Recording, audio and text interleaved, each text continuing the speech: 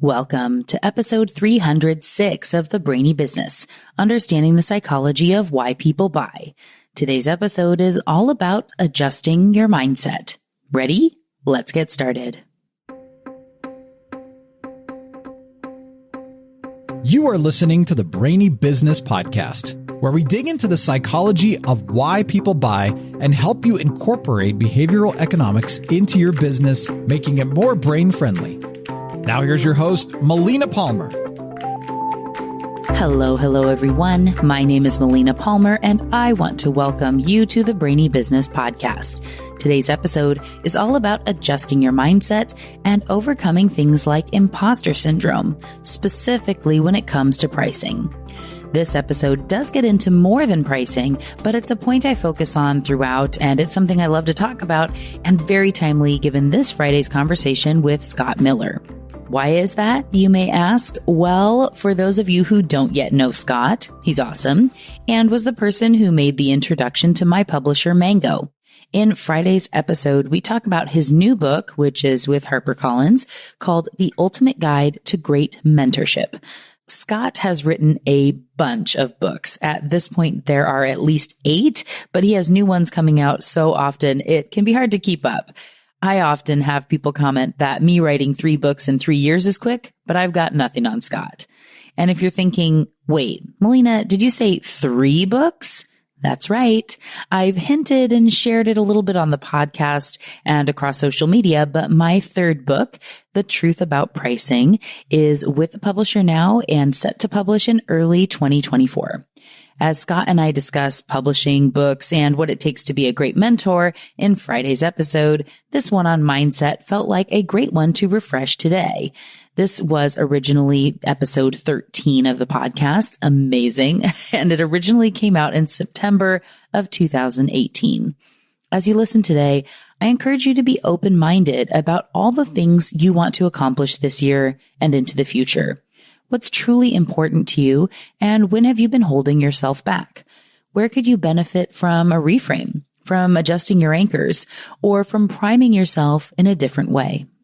Just leave yourself open to the possibilities and know that whatever you want to do, it's possible when you adjust your mindset. And don't forget, the show notes for the episode include all sorts of goodies, including related articles, books, and links to past episodes, including many that weren't out when this one first aired, like those on prefactual thinking, counterfactual thinking, and the Dunning-Kruger effect. Those notes are found within the app you're listening to and at thebrainybusiness.com/306. All right, let's talk about adjusting your mindset. I decided to do this episode because I've been noticing a trend with my clients and others I've spoken to recently, and I wanted to just dedicate an episode to this because it's so important. Everyone struggles with mindset issues from time to time. Whether you own your own business or work inside a larger company, mindset is a big deal. It can make or break you, and it always seems to creep up in some way or another. This could be the imposter syndrome, in which you feel like a fraud, as if you would be found out as not worthy, or that you don't actually deserve your job, your accomplishments, friends, family, etc. So, this is absolutely a real thing, and studies estimate 70% of people have felt this imposter syndrome from time to time. So, no, you are not the only one. This could also be a lack of confidence around pricing or your offering. People seem to re-encounter mindset issues whenever they enter into a new market or change their prices. It's totally normal, but I want to help you overcome a couple of aspects where your brain is contributing to this, and a simple shift can help you break out of that mindset problem. Sound good? Well, let's go ahead and dig in here. You've probably heard of a vicious cycle where you get stuck in a downward spiral and can't get out. Mindset can do that. Your brain fixates on small problems and makes them seem bigger, continually building on that negativity and fear to create a worse and worse problem that's hard to see beyond. But did you know it can go the other way too? Have you ever heard of a virtuous cycle? It's basically the same thing, but good piles upon good, making you better and better. One great example of this is the confidence-competence loop. No matter how you slice it, confidence matters when it comes to sales. Being confident closes deals. And as you know from previous episodes, closing deals and sales are not necessarily about pricing. There are all these other areas, including change management, where you are selling even if no money changes hands. So there's this thing called the confidence competence loop. And here's how it works. As you get more confident, you gain competence, which makes you more confident and more likely to gain competence, and on and on. This is a virtuous cycle. In a real life example of this, let's say you have increased your pricing and it's now you're charging double what you were charging yesterday. Until you get someone to buy at that price, or a few people, it can feel really scary to say that number out loud. It doesn't mean it's the wrong price. It just means it is scary for you. But what you need to do from a mindset perspective is get to a point where you can say that number as if you're telling someone the weather or what time it is, no matter how exorbitant it feels to you. Practice in the mirror, say it aloud again and again until you really start to believe it. Own that price. I know role playing isn't something most people like doing, but it truly helps to train your brain.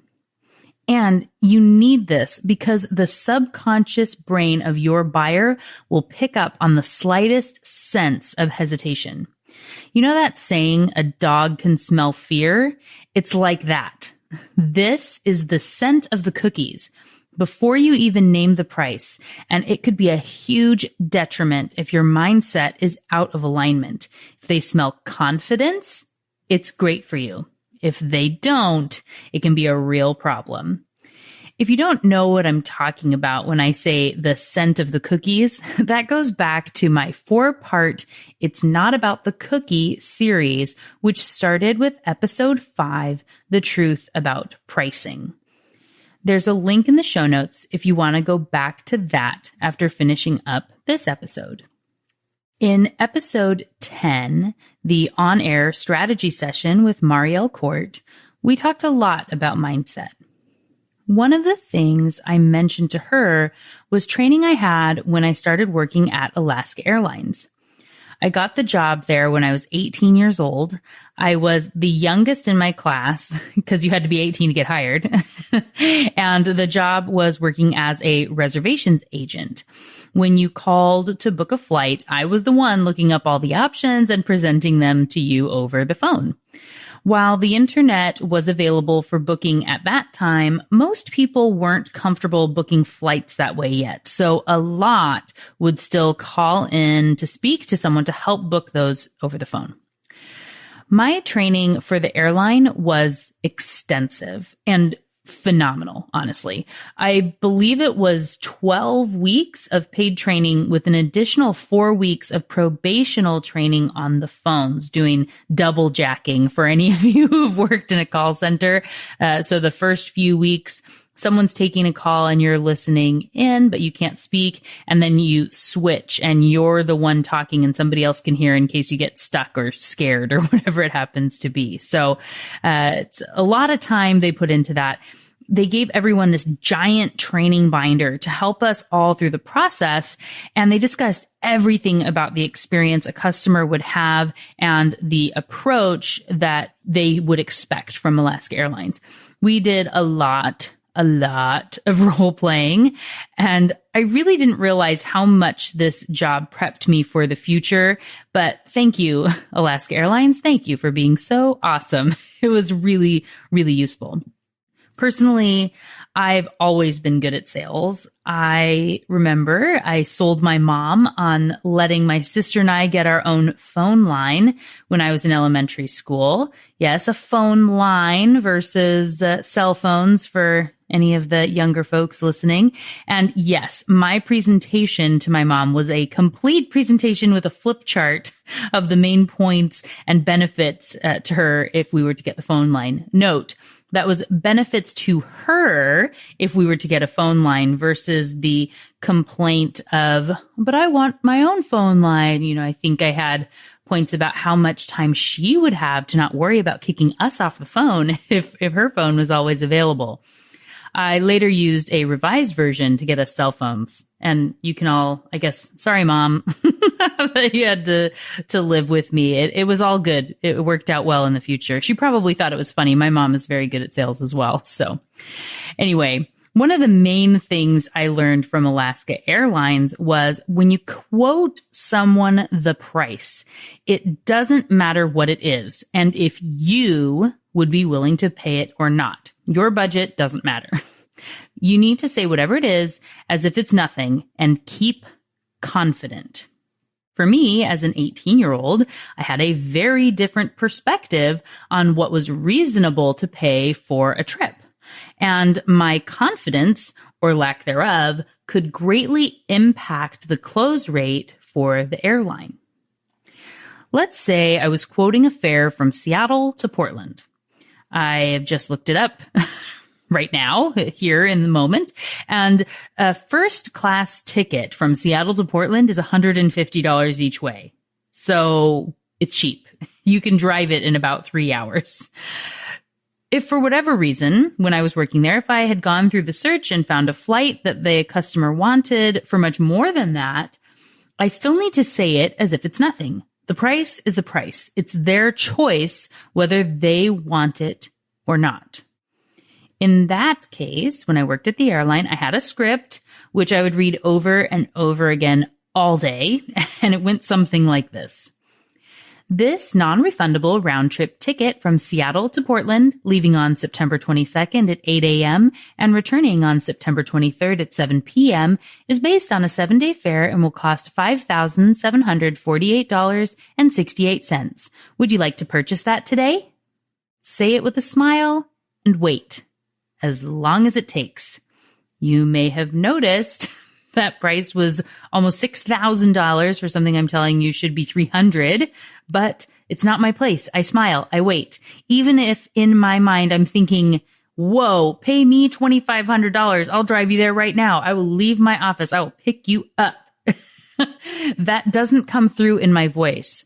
I am outwardly confident and calm. If I was to present it a different way and say, oh, it's $5,000. Are you sure you want to do that? I'm going to talk them out of that, whether it was a good deal for them or not. I don't know what their situation is. I don't know why they want that ticket. Maybe they want that flight for a very specific reason and price isn't an obstacle. That's not my place. And it's the same for you and your business. The other amazing set of pricing mindset I got when I was just starting to work at the advertising agency right out of college truly impacted me. I have been very lucky over the years to have some really amazing insights that helped shape my mind about this. This was my first agency job, the first time I was working with billable hours, and it was a bit crazy for me to look down at a bid sheet and have people paying $85 or $100 an hour for my time. Many people within an agency would discount. On the back end, you would look and be setting up the monthly billing for a client and start to cut here or there to make it feel more palatable. But that was for them. It was about them wanting it to feel palatable when they were presenting it versus the client asking. So people would do this even if the client didn't ask them to. This is a mindset issue. And if you're doing that in your business now, stop. Don't do that.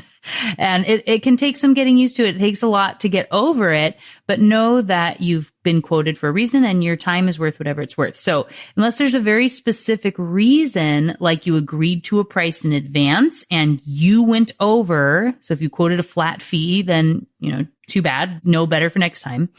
Or perhaps if you were learning something and it took you longer than it should have, then it makes sense to cut down on price, but those should be taken into account. If you're discounting like that and cutting things before you present invoices every time, you should be looking at mindset. Anyway, I remember sitting down and having a conversation with the receptionist who also did a lot of the accounts payable and accounts receivable. Her name was Liz, and she was the sweetest woman. I feel like she was the grandmother of everyone in the office. I used to love and sit and chat with her, sort of a morning routine, especially on Mondays. I would sit and talk with her for a few minutes. I don't remember the context of how this came up, if I had said something specifically or she could just sense it in me, but she said some of the wisest words I have ever heard, and they've stuck with me to this day. She said, "Always remember, Melina, you are worth your hourly rate. It was chosen for you for a reason, and never doubt that you are worth every penny of it. Because you absolutely are." Wow. It makes my heart full even when I think about it today, over 10 years later. And you need to know that too.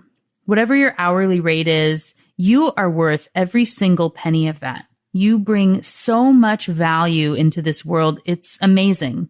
You need that mindset whenever you enter into a pricing conversation, walk into a networking event, turn on your live video, step onto the stage. Whatever it is, you are worth it. And you need to feel it in every fiber of your being, even if it scares the hell out of you on the inside at first. Now that I've laid that foundation of mindset for you, I want to talk to you a little about the behavioral economics of mindset, specifically with anchoring and adjustment and relativity. Recently, I've had a lot of clients say things like, "I've been working on getting my website ready and that's almost done, but I just saw XYZ's website and I see all the things they're doing and I think I need to redo everything and start over to model after theirs." Or, "I know I should be doing live video, but I'm not as good on camera as all those other people doing it. I need to keep planning behind the scenes and get used to seeing myself on camera and look into getting lighting equipment and hire an editor to compete with people like ABC." So here's the problem. You've set the wrong anchor. In our social media world, we are able to see all the amazing posts and achievements in our face every day, and we are exposed to more content than ever.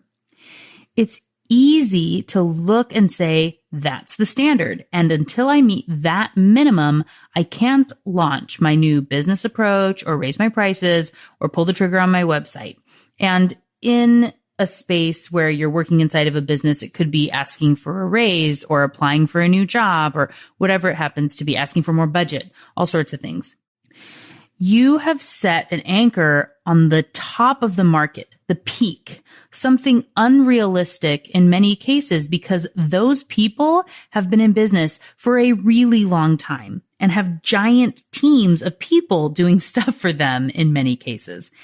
And because the people who have the money to pay lots of others to produce their content also have the money to pay for lots of ads, that is what you see in your feed constantly, which creates your vicious cycle and keeps you stuck in this "I'm not ready" phase.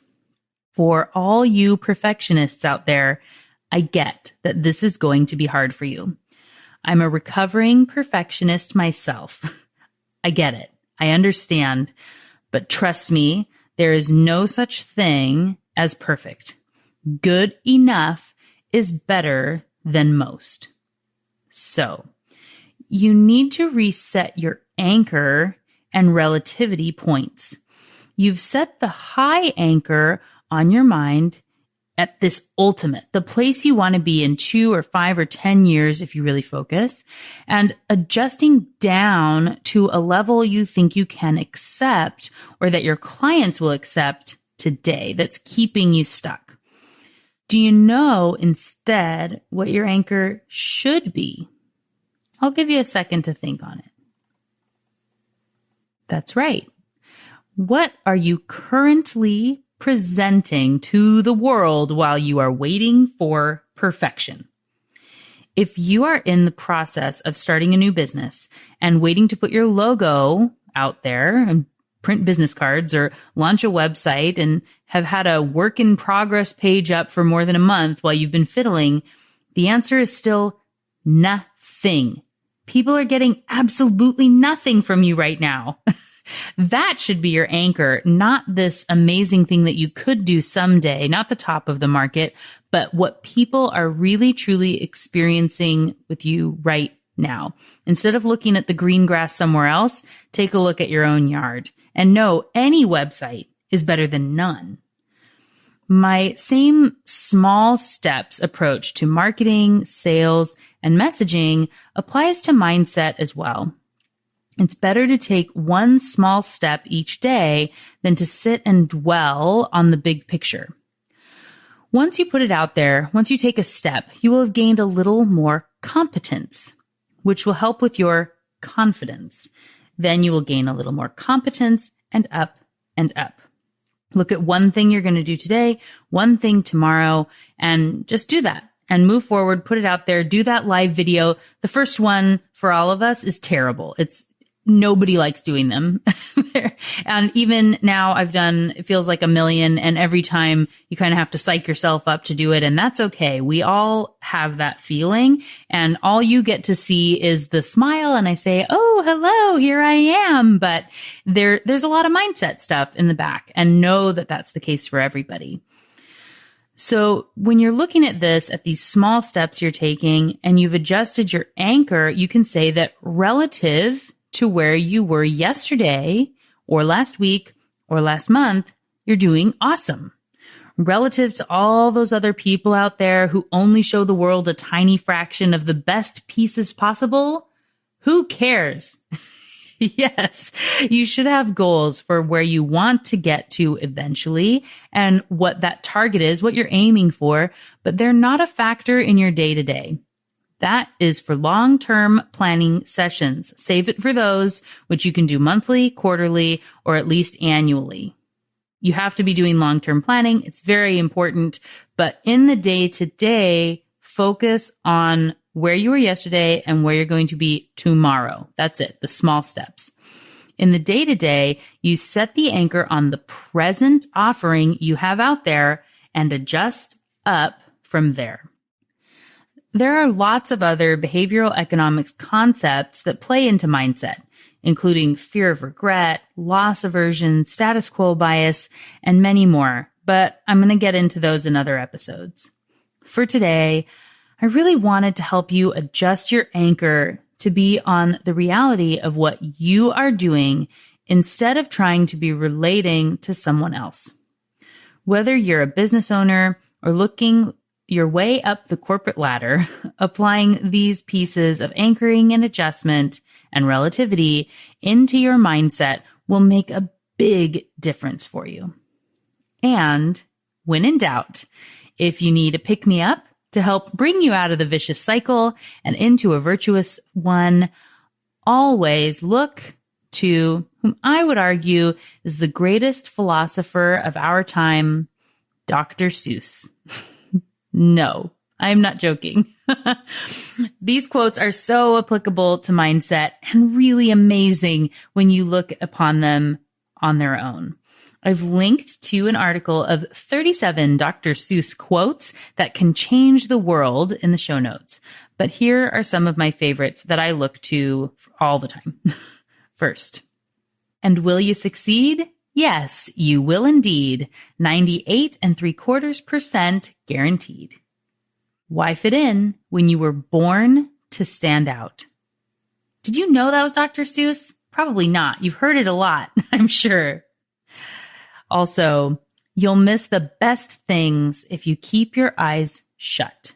When you're stuck in this vicious space, you're shutting your eyes to all the things that you could be doing if you were to take those small steps.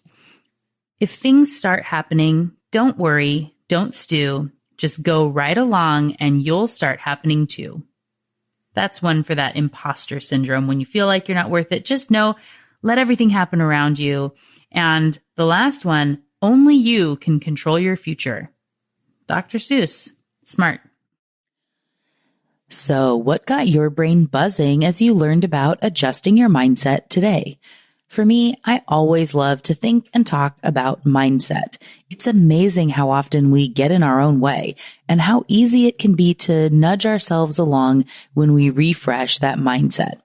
Whether it's about raising your prices, launching a new product, starting that new business, pitching a client, putting yourself out there on social media, or anything else, mindset is so key to your success. You are often the biggest obstacle to your own success and can be your biggest source of momentum. Whatever you want to do, you can do it. It takes focus and dedication and thoughtful planning, so you can't do everything at once, but you can accomplish amazing things with the right mindset. I've linked to a few past episodes in the show notes that weren't out when this one originally came out. Remember, this was episode 13 in its original airing. And that includes the episodes on counterfactual thinking and prefactual thinking, which are great to listen to if you get stuck in the vicious cycle of what if and if only. There's also a link to the wildly popular episode on the Dunning-Kruger effect, which takes a deeper look on the confidence-competence trap and how people tend to be overly confident when they don't have much competence. And as their knowledge increases, they have a massive drop in confidence that can be hard to regain. This is also important as you think about your mindset and where to focus your attention so your brain is working for you instead of against you. I've also linked a really interesting article that I came across from Inc. just today that popped up. It always feels serendipitous when that happens.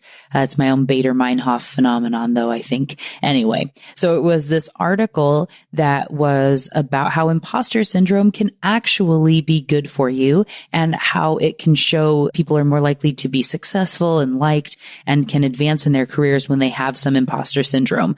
Essentially, when you get overly confident, you can be kind of self-centered and focused on yourself. So there's this really good balance that you want to try to achieve. So I did include that as a link in the show notes as well, because again, serendipity, there's a reason I think I saw that today.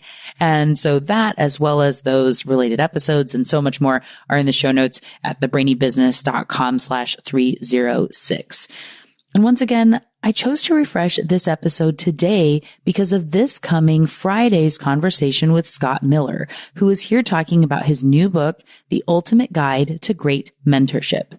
In that conversation, we talk a lot about mindset and how great mentors have helped shape us in our lives, as well as how anyone can be a mentor, whether or not they have a formal program in place. Scott shares a great story in our conversation about how he has a stutter and has worked really hard over the years and invested a lot to make it so he can now speak for a living. He shares a story of one moment when he was young and working at a store, and a random shopper told him how well he spoke and that he had a great command of his language. He considers her a mentor, even though he has no idea who she is, because she helped shape the trajectory of his life and gave him some newfound confidence in an area where he was struggling. To hear the full story and so much more, plus amazing insights into the 13 types of mentorship and how you can be a great mentor, tune in this coming Friday to episode 307. For anyone who isn't yet subscribed to the Brainy Business Podcast, now is a great time to do so to ensure you never miss an episode. And of course, don't forget about all those resources, including the related past episodes, books, and articles, including those fun Dr. Seuss quotes. Gotta love those. They're all waiting for you in the show notes at thebrainybusiness.com/306. And just like that, episode 306 on adjusting your mindset to overcome things like imposter syndrome is done.